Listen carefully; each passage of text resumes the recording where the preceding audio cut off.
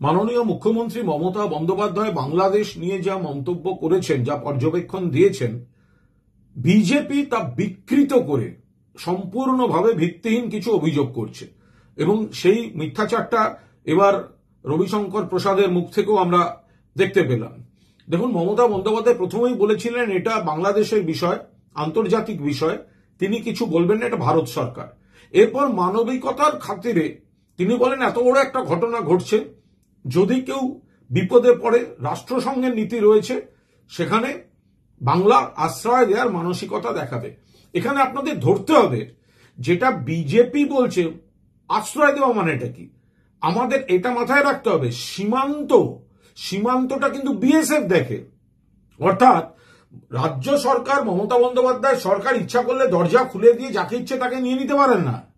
যাকে কেন্দ্রীয় সরকার অনুমোদন করবে, বিএসএফ ঢুকতে দেবে, তাদের আশ্রয় প্রয়োজন হলে বাংলা সাংবিধানিক দায় দায়িত্বের মধ্যে মানবিকতার খাতিরে সেই আশ্রয়টা দেবে।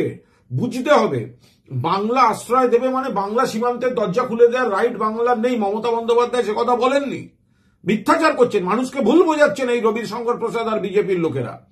বর্ডারটা বিজেপির কেন্দ্রীয় সরকার দেখে। যদি বর্ডার দিয়ে কেউ আসেন তাহলে তো প্রথমে পশ্চিমবঙ্গ, বাংলাদেশ থেকে যদি বর্ডার দিয়ে কাউকে ভারত সরকার আসতে দেয় তাহলে তো সেটা পশ্চিমবঙ্গ।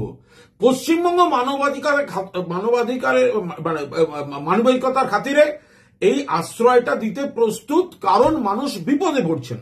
2, রবিশঙ্কর প্রসাদ সিএ, এনআরসি টেনআরসি এসব কিসব জড়াচ্ছেন বলে মনে হলো। দেখুন, ধর্মের ভিত্তিতে কিন্তু কোনো কিছু মমতা বন্দ্যোপাধ্যায় বলেননি, তৃণমূল বিশ্বাস করে না, করবে না। একটা অশান্তি চলছে, ছাত্র অমুক তমুক সব মিলিয়ে একটা বাংলাদেশে মৃত্যু মিছিল। আমাদের যারা পড়ুয়া আছে, যারা ওখান থেকে চলে আসতে চাইছেন, তারা সবাই সেখানে উদ্ধার করতে গেলেও সরকারের, রাষ্ট্রের যে কর্তব্য থাকে সেগুলোতে জোর দিয়েছেন। আশ্রয় মানে বিপদে পড়া মানুষকে আশ্রয়, বিজেপির মতো ধর্ম দেখে দেখে, ধর্মের ভিত্তিতে ভেদাভেদ করে করে নয়। তো এই জায়গাটায় মমতা বন্দ্যোপাধ্যায় যা বলেছেন সেটাকে বিকৃত করে মিথ্যাচার করছে এই ভারতীয় জনতা পার্টি।